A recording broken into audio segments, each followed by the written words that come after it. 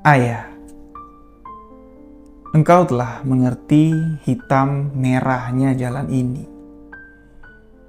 Keriput tulang pipimu itu menggambarkan sebuah perjuangan. Bahumu yang dulu kekar, hitam legam terbakar matahari, kini kurus dan terbungku. Namun ayah, semangatmu tak pernah pudar. Meski langkahmu kadang tersengal, engkau akan tetap terus berjuang. Sebuah lagu yang berjudul Titip Rindu Buat Ayah yang dipopulerkan oleh Ebit G. Ade. Lirik-liriknya jelas menggambarkan sosok karakter seorang ayah yang memiliki beban, yang memiliki tanggung jawab. Seorang ayah yang harus berjuang, bekerja keras demi keluarga kecilnya. Ayah, sosok pahlawan yang nyata, sahabat. Ayah bukan cuma sebagai kepala rumah tangga, panutan untuk kita anak-anaknya, namun ayah jugalah sosok malaikat yang selalu menjaga kita. Di video sebuah kisah misteri di balik kehidupan kali ini, saya akan membawakan kisah kiriman dari sahabat yang menceritakan kisah seorang ayah. Kisah seorang ayah yang dilupakan oleh anaknya. Perjuangan seorang ayah yang tidak dihargai oleh anaknya. Kisah ini merupakan sebuah kisah nyata dari perjalanan hidup seorang anak manusia yang sempat tersesat di dalam kebencian terhadap ayahnya. Jadi, bagaimana kisah ayah di balik sebuah kisah misteri kehidupan kali ini? Simak videonya hanya di channel Riwijaya.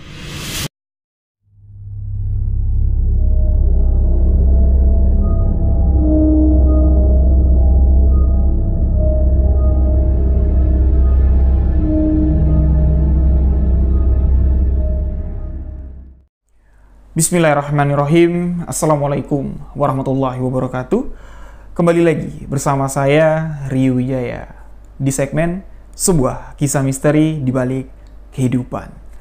Yang mana di video kali ini di segmen sebuah kisah misteri di balik kehidupan, saya akan menceritakan kisah tentang seorang ayah. Yang mana kisah ini merupakan sebuah pengalaman pribadi, kejadian yang sudah lama sekali terjadi, dialami oleh sahabat misteri yang mengirimkan kisah ini. Sahabat misteri yang tinggal di Serang, Banten yang bernama Bang Rian. Beliau di sini terang-terangan menuliskan pengalaman mulai dari masa kecilnya sampai beliau dewasa sampai pada hari ini. Di mana hari ini mungkin Bang Rian sambil mendengarkan video ini masih memiliki rasa sesal yang tak terbalas terhadap sosok seorang ayah. Apa yang dilakukan Bang Rian sampai sesalnya tak terbalas? Penasaran? Simak videonya hanya di sebuah kisah misteri di balik kehidupan.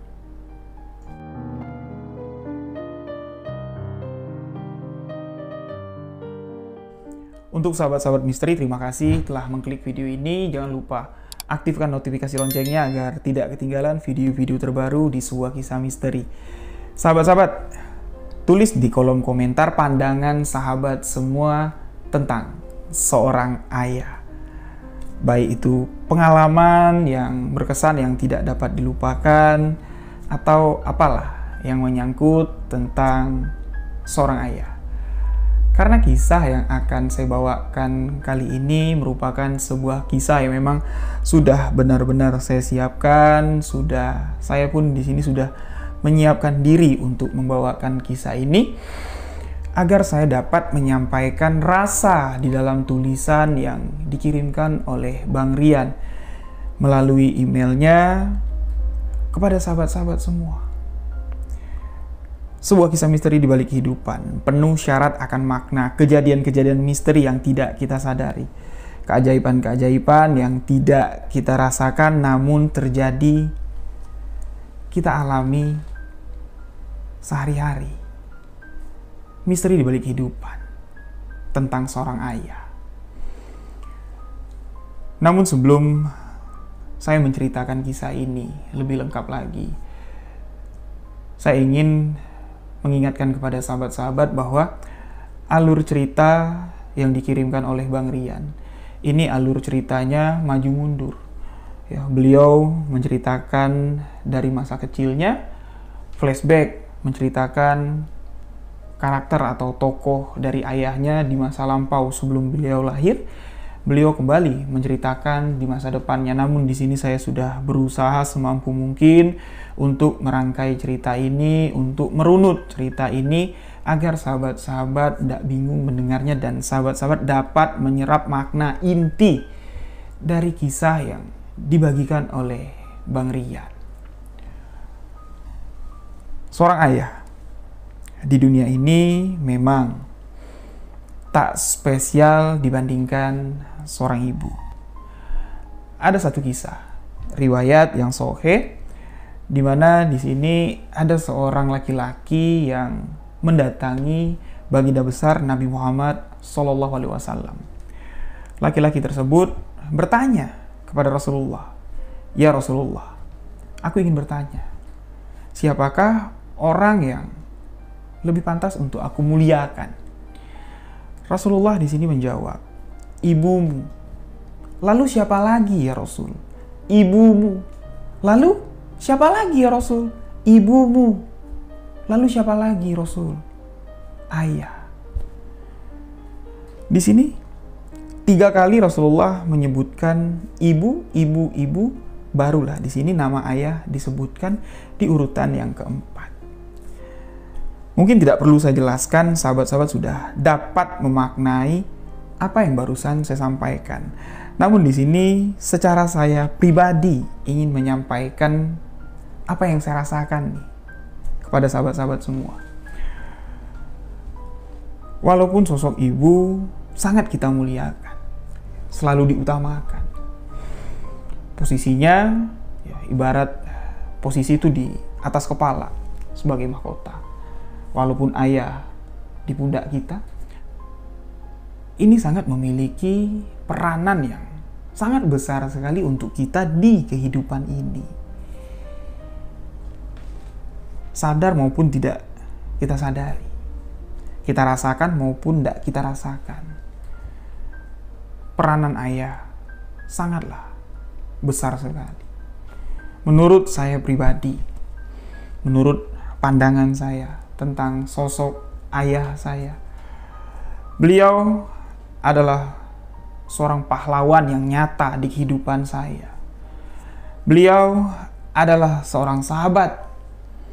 Beliau adalah seorang teman yang dapat diajak untuk berbagi, yang dapat diajak untuk menemani dikala saya merasa seorang diri, merasa kesepian.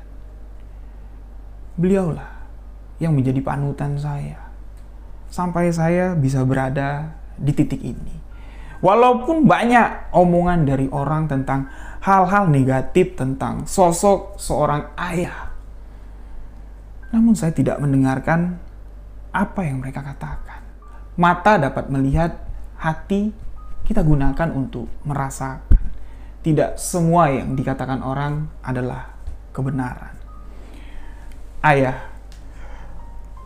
merupakan bagian yang besar dalam kehidupan saya. Namun di kisah yang dibagikan oleh Bang Rian, beliau sama sekali tidak menemukan sedikit pun apa yang saya rasakan, sedikit pun apa yang saya ucapkan tadi di kehidupan Bang Rian di masa lalu. Beliau sama sekali tidak menganggap perjuangan seorang ayah membesarkannya, perhatian seorang ayah membesarkannya, sama sekali tidak dirasakan, tidak dianggap oleh Bang Rian sampai beliau tumbuh dewasa, sampai beliau tidak menganggap ayah itu berarti. Apa yang terjadi sekarang? Walaupun kehidupannya sudah berkecukupan, Namun sesalnya tak terbalas karena beliau, ayahnya sudah meninggal dunia. Apalagi yang mau dikata? Ketika orang tua kita sudah menutup mata, sudah beristirahat di tempat peristirahatan terakhir, tidak ada lagi kata sesal, tidak ada lagi gunanya air mata bercucuran ke bumi. Tidak ada artinya lagi. Makanya dari sini saya ingin sama-sama mengingatkanlah untuk sahabat-sahabat yang orang tuanya masih sehat ataupun dalam keadaan sakit, marilah sama-sama kita jaga, perhatikan orang tua kita. Memang tingkah laku orang tua kalau udah kolot ya, itu memang lebih manja lagi dari kelakuan anak kecil. Itu kita harus harap maklum. Kita tidak tahu, kita tidak sadar ya. Semasa kita kecil dulu, apa yang telah kita lakukan sama ayah ibu kita. Makanya jangan pernah gerutu, jangan pernah merasa terbebani ketika kita harus merawat, menjaga mereka di masa tuanya. Kembali ke cerita yang dibagikan oleh Bang Rian tentang kisah misteri di balik kehidupan yang beliau lalui. Beliau di sini memulai kisahnya di sebuah tahun. Tepatnya di tahun 1998. Beliau di 98 ini sudah sekolah, sahabat-sahabat Bang Rian. Beliau kelas 5 SD. Di kelas 5 SD itulah beliau sudah dapat mengingat jelas masa-masa kecilnya, kehidupan di masa lampaunya.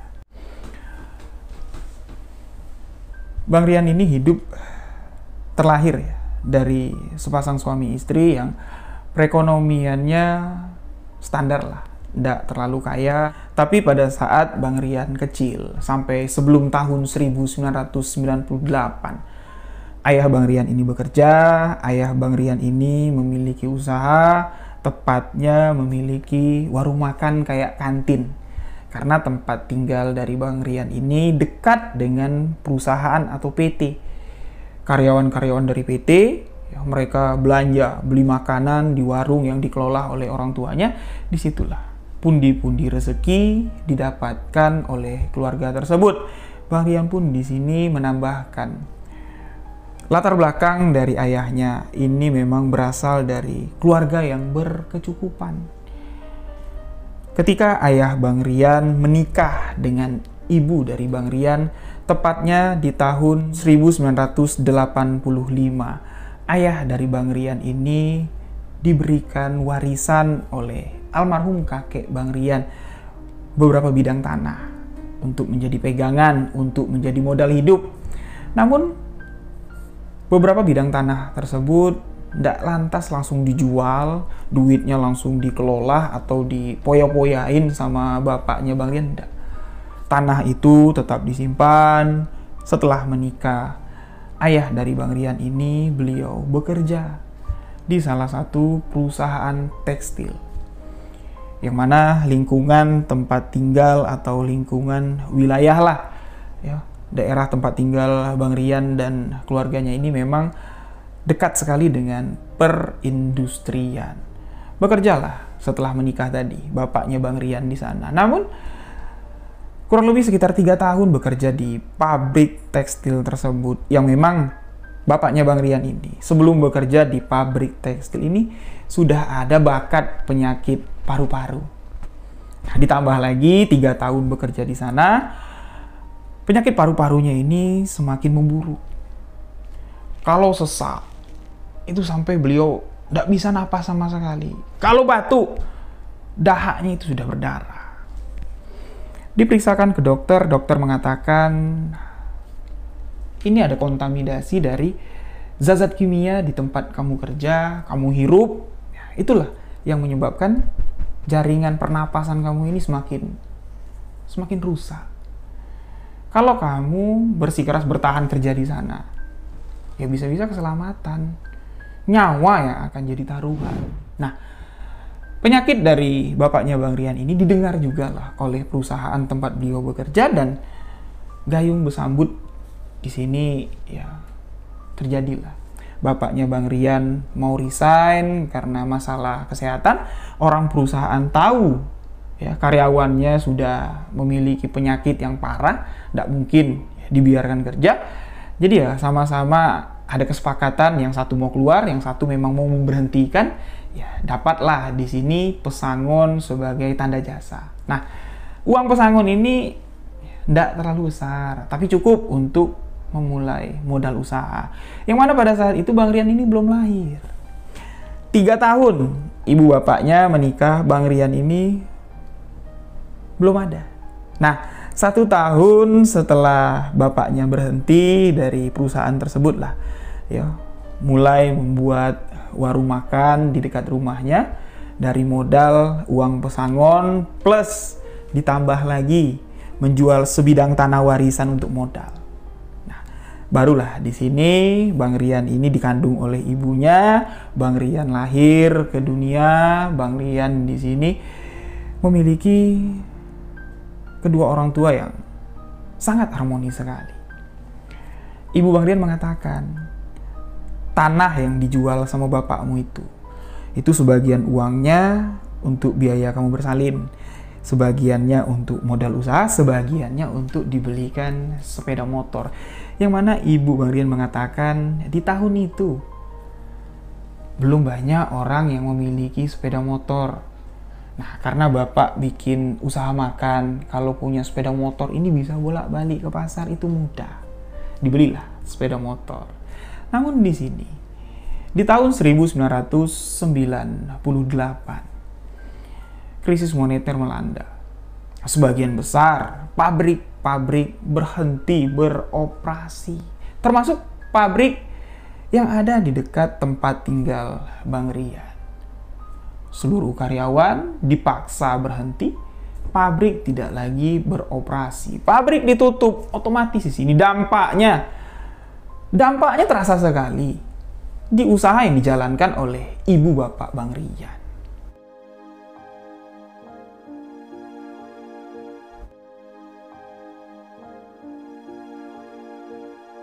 Ketika penutupan pabrik di tahun 1998, Bang Rian ini usianya sudah 10 tahun dan beliau pun masih mengingat lah.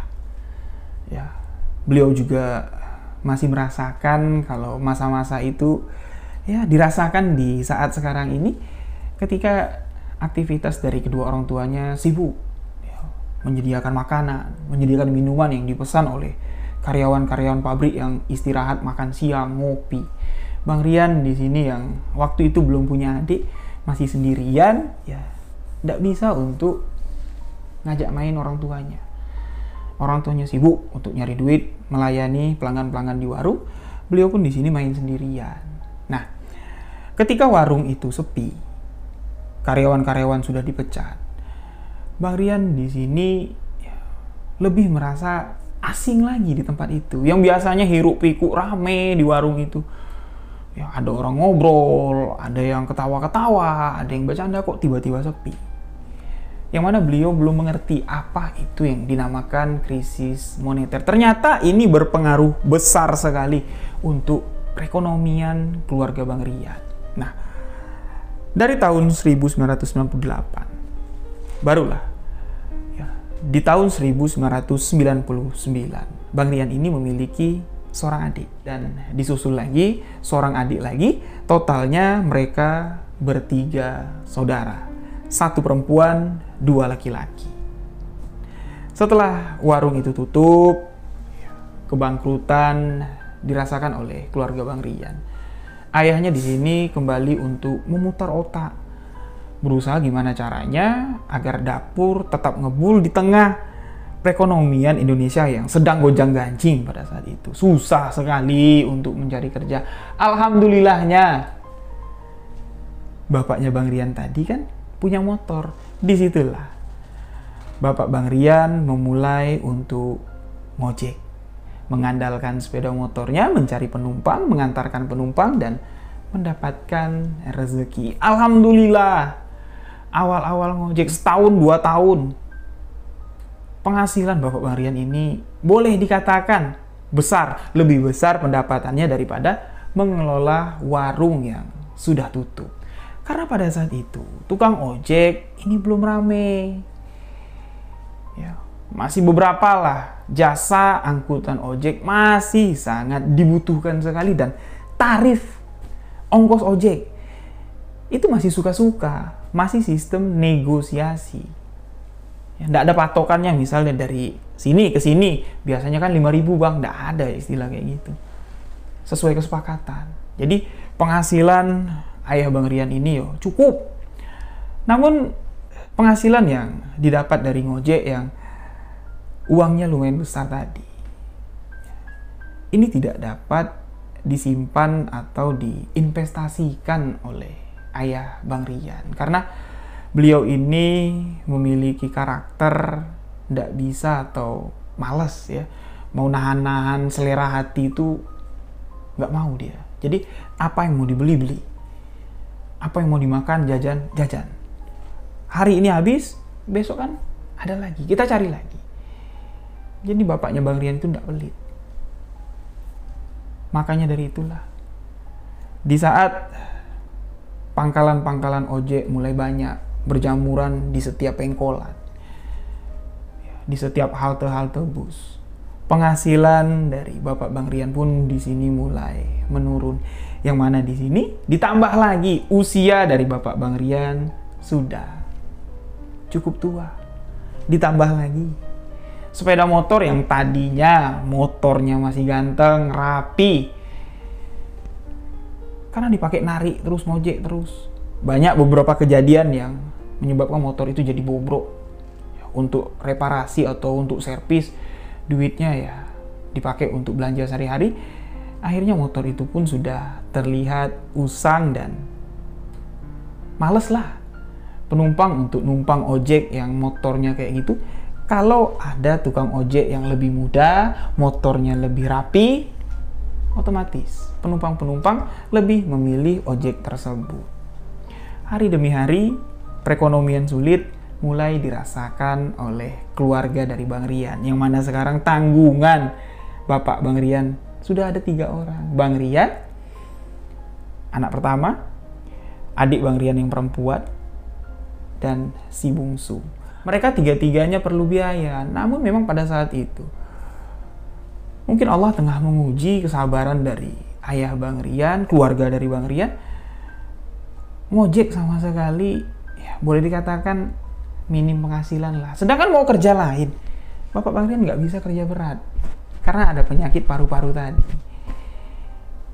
Di situ pun ya, bapaknya Bang Rian ini masih tetap menjaga waktu, masih tetap mengatur waktu, di mana ngojek, nyari duit, di mana memperhatikan anak-anaknya, nganterin satu persatu anaknya sekolah, jemput satu persatu anaknya sekolah, nggak pernah telat, nggak pernah absen untuk menjemput.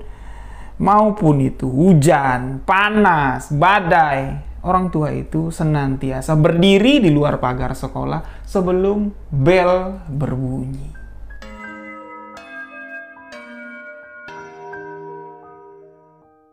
Bang Rian di sini mengajak kita semua untuk kembali di masa Bang Rian kecil di tahun 2002.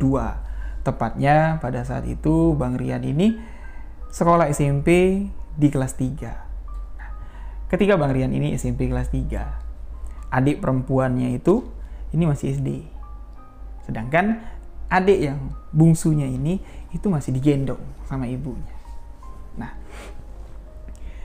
setiap pagi, ayah Bang Rian nganterin Bang Rian dulu ke SMP. Ya, boncengan nih sambil bawa adik yang perempuan. Setelah Bang Rian sampai, barulah sang ayah ini mengantarkan si adik ke sekolah dasar tempat beliau sekolah. Karena kawasan industri itu ya, cukup jauh dari kawasan persekolahan. Itulah sebabnya Bang Rian dan adiknya ini selalu dijemput antar oleh ayahnya. Mau ngongkos, naik angkutan, nggak ada biaya. Ayahnya lah ya, meluangkan waktu dari kesibukannya ngojek, terus on time, jemput antar, setiap hari.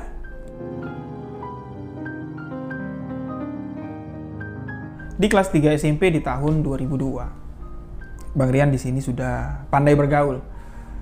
Ya, sudah bisa lah istilahnya masuk ke lingkungan yang mana SMP tempat Bang Rian sekolah. Ini salah satu SMP favorit. Bang Rian nggak kesulitan untuk masuk ke SMP tersebut karena memang nilai-nilai dari Bang Rian ini di atas rata-rata anak-anak di sana. Walaupun beliau hidup ya, dengan kesederhanaan, tapi untuk prestasi memang bisa diandalkan lah. Nggak malu-maluin bapak sama ibu. Nah, dari sinilah ya, dari pergaulan di SMP ini, Bang Rian mulai terpengaruh dengan kehidupan rumah tangga atau kehidupan kawan-kawan SMP-nya, yang mana orang tua dari kawan-kawan SMP Bang Rian ini, bapaknya itu pegawai negeri, ada yang kerja di pabrik. Pokoknya mereka memiliki penghasilan tetap, bisa ngasih duit jajan anaknya besar, bisa memenuhi kebutuhan untuk sekolah dan kebutuhan sehari-hari anaknya.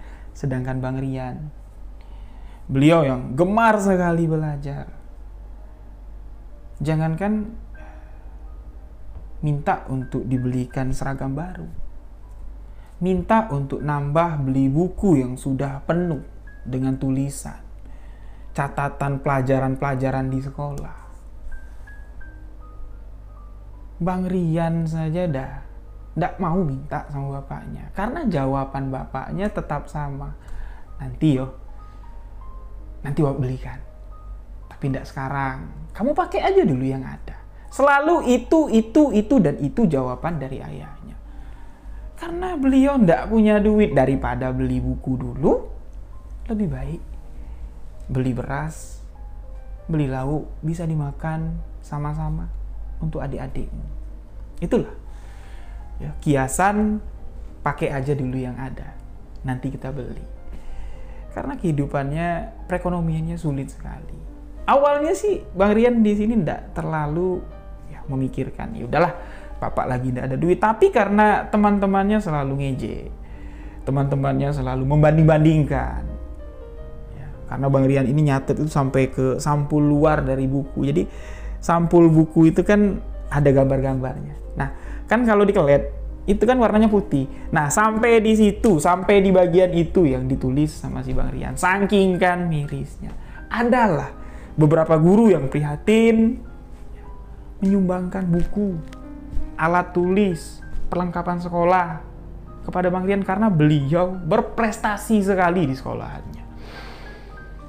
Namun ada juga sebagian guru yang mencoba untuk menjatuhkan mental dari si Bang Rian dengan memberi tekanan-tekanan dengan biaya-biaya SPP, biaya-biaya angsuran di sekolah. Karena pada zaman itu, ya, saya pun merasakan SMP di tahun 2000-an ini masih dikenakan SPP, ndak kayak sekarang gratis.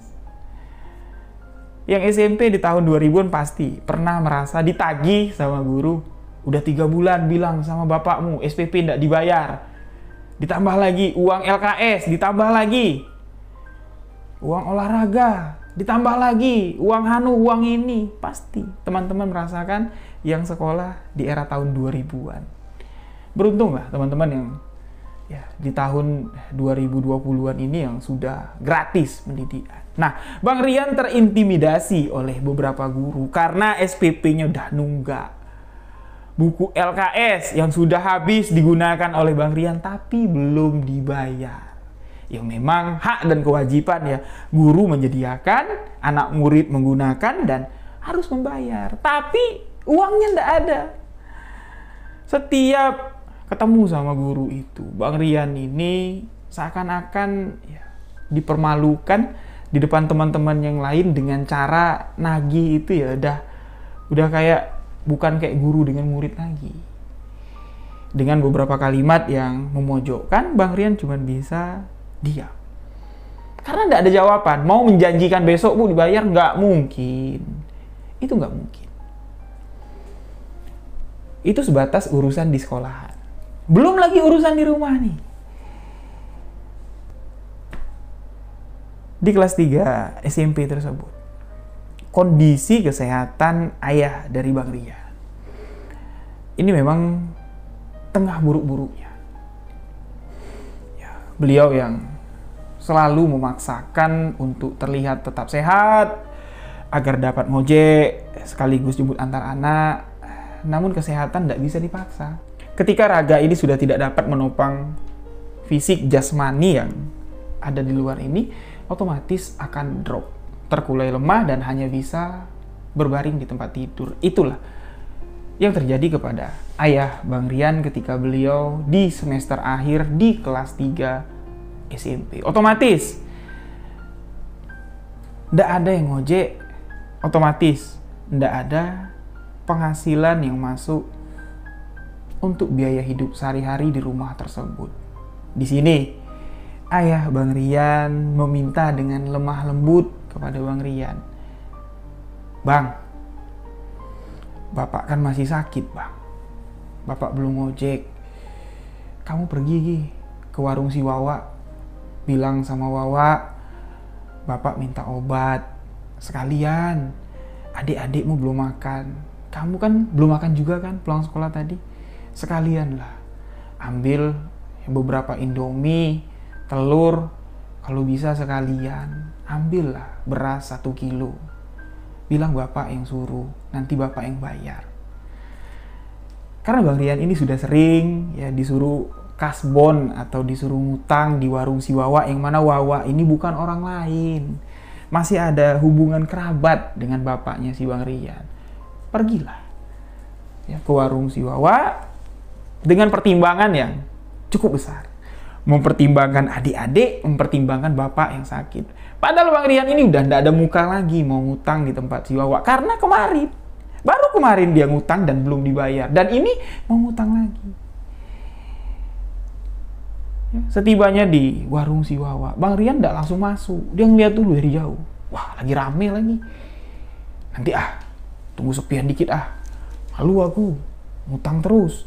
Nungguin lah dia, ngintip dari jauh. Tapi ibu-ibu ya, yang nongkrong di warung si Wawa ini ya ndak pergi-pergi. Perut udah keroncongan, ingat adik di rumah nih, belum makan. Beliau pun di sini menebalkan muka, masuklah ke warung si Wawa. Bang Rian ingat betul masa itu. Belum lagi Bang Rian ini buka mulut ngomong, "Wah, Wawa itu udah masang wajah jutek." Pahamlah ibu-ibu warung kalau wajahnya jutek gimana. "Apa Yan? Mau ambil apa lagi? Atau mau bayar utang?" "Ndak, Wak. Bapak tadi suruh Rian buat ambil obat dulu. Indomie, ya, kalau bisa sekalian sama beras, Wak. Nanti Bapak yang bayar." Apa respon si Wawa di depan ibu-ibu yang mendengarkan pembicaraan Wawa dengan si Rian?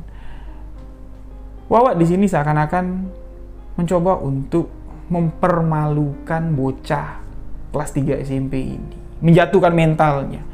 Ya bisalah aturan ngomongnya bisik-bisik, tapi ini tidak.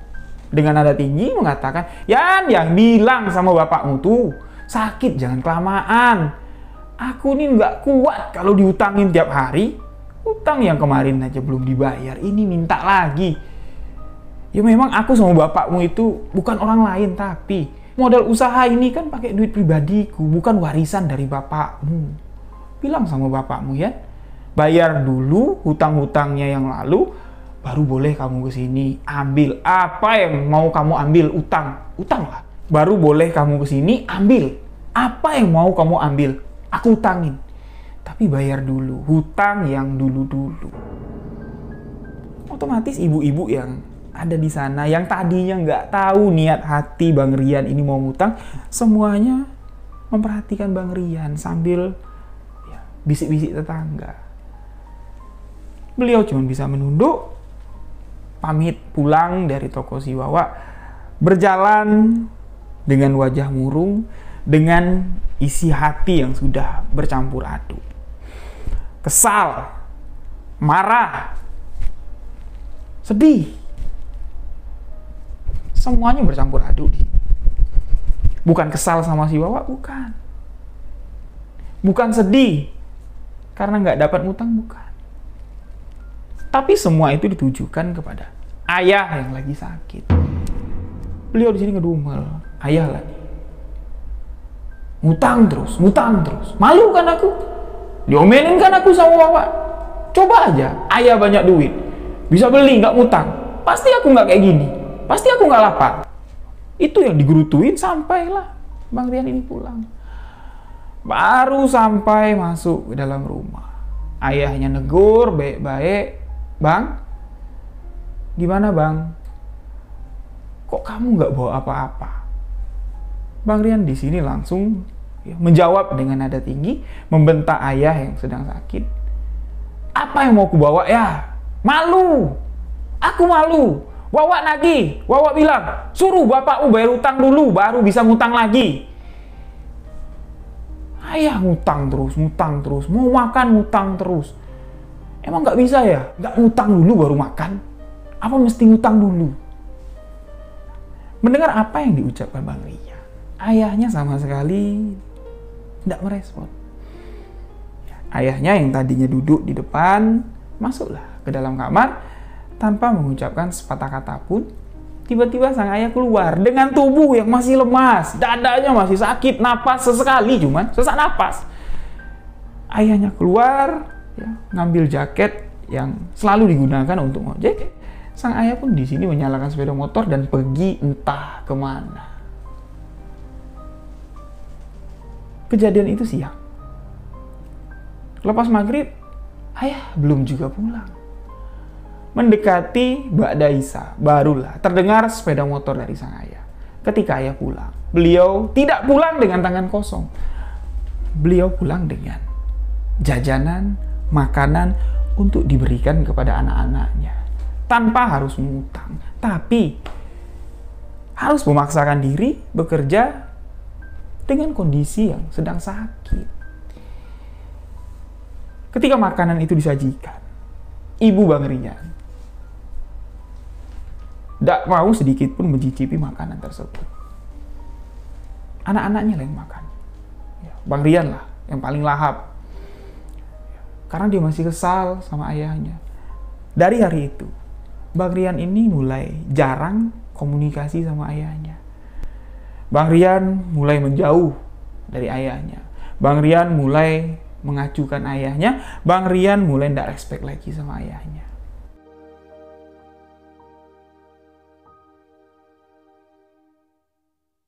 Cerita di sini diajak kembali oleh Bang Rian di masa beliau SMA. Tepatnya di sekitaran tahun 2003 masuk 2004. Beliau sudah kelas 3 SMA. Sudah waktunya fokus belajar untuk menyelesaikan masa-masa putih abu-abunya. Namun di sini ayah dari Bang Rian yang usianya sudah semakin renta, penyakit yang diidapnya ini semakin parah. Bahkan di SMA kelas 3 itu, sepeda motor yang menjadi satu-satunya alat untuk mencari nafkah sang ayah ini sudah tidak ada lagi, sahabat. Pada suatu hari sebelum Bang Rian ini masuk kelas 3 ya, dari kelas 2 pindah ke kelas 3, di setiap semester itu kan, anak-anak ini kan harus ganti baju lah istilahnya ya. Baju baru, sepatu baru, tas baru. Yang mana dari awal masuk SMA, Bang Rian ini tidak pernah ganti sepatu, tidak pernah ganti celana. Dia mengatakan SMA tuh, celananya gantung. Gantung itu bukan model, tapi udah kekecilan. Tetap dipakai. Nah, masuk kelas 3 inilah, sang ayah ini tiba-tiba pulang ke rumah diantar oleh temannya. Pulang ke rumah dengan membawa TV second, bukan TV LED, TV kembung, TV zaman dulu lah yang harganya murah, itu pun beli second. Masuk ke rumah, lengkap lah dengan jajan-jajanan, lengkap dengan baju SMA Bang Rian, sepatu, tas, perlengkapannya lengkap. Namun sang ayah di sini tidak membawa kembali sepeda motornya. Ditanya sama ibunya, diservis Bu, rusak. Motor ayah rusak. Nah, ini ayah beli ini dapat uang dari mana? Ya adalah, ada rezeki. Ada tanah yang laku tadi. Yang mana ayah dari Bang Rian ini selain dia ngojek, ada profesi tambahan, ya, menjadi seorang makelar atau pak kang tanah. Jadi setiap dia ngojek, sambil ngojek lah, kalau ada tanah yang mau dijual, ini ditanya informasi jelasnya, beliau mencari pembelinya. Namun semenjak atau dari ayah Bang Rian ini menjadi makelar tanah, memang nggak pernah tanahnya itu ada yang jebol, ada yang laku, nggak pernah. Rezekinya nggak di situ. Dan profesi ayahnya menjadi makelar atau pak kang tanah inilah yang menjadi salah satu Bang Rian ini menjadi benci dengan ayahnya. Karena apa? Ayahnya ini sering memberikan janji palsu. Iming-iming, Bang, nanti Bang ya, kalau tanah yang ayah Pak Kangin ini laku, Abang mau beli apa? Bapak beliin. Tenang aja, doain aja, tanah ini laku. Itu terus, tapi tidak ada buktinya. Cuman memberi harapan palsu. Yang mana kalau menurut saya ya, apa yang disampaikan oleh ayah Bang Rian itu bukan PHP, harapan palsu, bukan. Tapi sebagai sosok, apa ya, istilahnya gambaran lah. Ya, kebahagiaan karena ya, usahanya ini akan membuahkan hasil. Dan hasil itu bukan untuk diri sendiri, melainkan untuk anak-anak. Jadi apa salahnya kalau just informasi dulu, kita kasih tahu dulu lah, tapi rezekinya nggak sampai ke ujung, jadinya itu PHP, pemberi harapan palsu. Dan Bang Rian ini semakin ya, tidak menyukai lah, nggak suka dengan ayahnya, semakin menganggap omong doang, janji-janji doang. Nah, namun ketika ayahnya ini membawakan pakaian baru, ya, membawakan TV untuk adiknya, karena adiknya ini sering nonton TV itu di sebelah rumah tetangga, kasihan. Jadi ayahnya beliin TV second. Bang Rian ya agak sedikit respect lah dengan ayahnya, berarti memang ada buktinya nih. Ya, baju baru kelas 3, celananya udah nggak kesempitan lagi. Ya, walaupun beliau nggak mengucapkan terima kasih, masih kaku, masih dingin dengan sang ayah, tapi ya, sedikit senang lah. Jadi hari-hari Bang Rian ini adiknya yang cewek udah nggak diantar lagi sama ayahnya pakai motor, karena alasan ayahnya motornya kan diservis. Lambat laun ketahuan juga kalau motor itu dijual. Kalau motor itulah yang menggantikan TV pakaian dari Bang Rian. Di sini membuat Bang Rian tambah marah. Memang betul lah bapak ini pembohong. Jelas terang-terangan Bang Rian ini ngomong sama bapaknya. Bapak bilang duit Pak Kang, duit Pak Kang. Bapak jual motor. Kenapa nggak bilang? Kalau Bapak jual motor, seharusnya Bapak lebih belikan aku dari ini.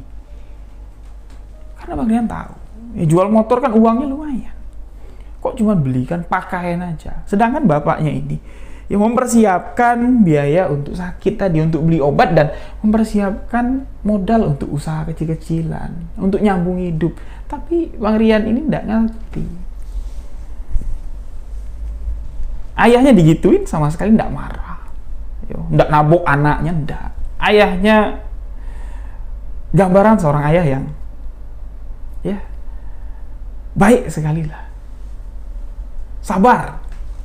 Jadi ditambah lagi ketahuan ya, jual motor tadi untuk beli pakaian sekolah. Yang tadinya sudah mulai bangga dengan ayah, malah tambah benci. Dari awal mulai masuk kelas 3 SMA, Bang Rian ini sama sekali tidak pernah negur bapaknya sampai beliau hampir lulus SMA. Namun beberapa bulan ya sebelum kelulusan akhir, bapaknya Bang Rian ini mencoba untuk melakukan pendekatan dengan si anak sulung ini tadi. Tidak banyak yang beliau ucapkan. Sang ayah cuma mengatakan, Bang, mudah-mudahan kamu lulus nanti bisa kuliah ya Bang. Mudah-mudahan kamu bisa bapak belikan sepeda motor nanti untuk kuliah. Bukan untuk ngojek bang, tapi untuk kamu kuliah. Mudah-mudahan ya bang, ada rezekinya. Apa respon Bang Rian ketika mendengar itu? Ucapan itu tulus keluar dari hati seorang ayah. Mendoakan anak dengan harapan yang sangat luar biasa besar. Harapan itu doa loh dari orang tua. Apa tanggapan Bang Rian? Ya, ayah nggak usah ngomong-ngomong kayak itu lagi. Rian ini sudah bosan dibesarkan dengan bualan-bualan ayah. Adik-adik aja ya kalau mau dibualin. Aku udah besar ya. Aku kuliah, aku bisa cari duit sendiri. Aku nggak bakal nyusahin kamu lagi. Itu yang dikatakan Bang Rian. Tapi ayahnya nggak marah. Dan ternyata di sini sahabat-sahabat, kalimat yang diucapkan ayah Bang Rian yang jelas terdengar dari kupingnya masuk ke dalam sanubarinya, itu adalah kalimat terakhir yang diucapkan mendiang almarhum ayah dari Bang Rian sebelum beliau wafat beberapa hari setelah beliau mengatakan itu kepada Bang Rian. Innalillahi wa inna ilaihi raji'un. Ternyata di sini kondisi kesehatan dari ayah Bang Rian itu udah parah sekali.